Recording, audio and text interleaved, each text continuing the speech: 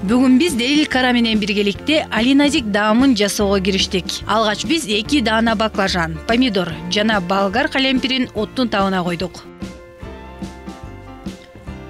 Даяр болгон баклажандын сыртын арчууга киришели.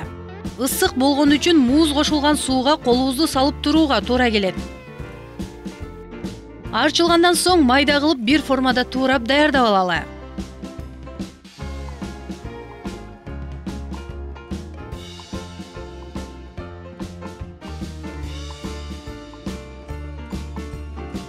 Андан соң ага сарымсакты майдалагычтан өткөрүп кошуп алдык.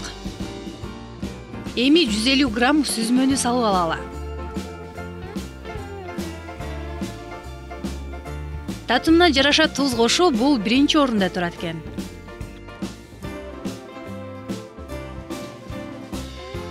Отту жагып даярдалган этти кууруп баштадык.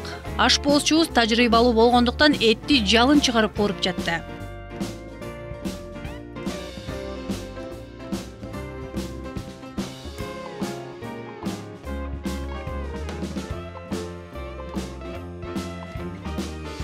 Буга чейин даярдап алган сүзмө кошулган баклажанды да отко бышырып алдык.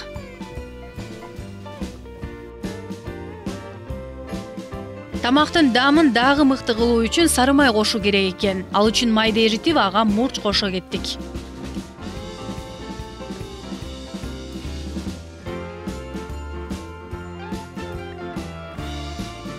Кошулмалар дээрлик бардыгы даяр болду. Эми өз орду менен табакка салып чыгалы.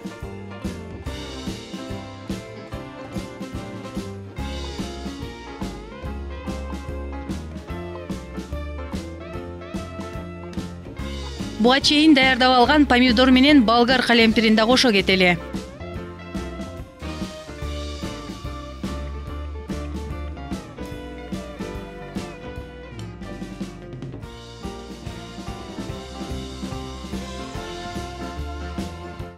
Осман империясында өтө белгилүүлүккө жеткен алиназик аталышындагы даамыбыз дагы даяр. Тамагыңыздар таттуу болсун. Таттуу болсун.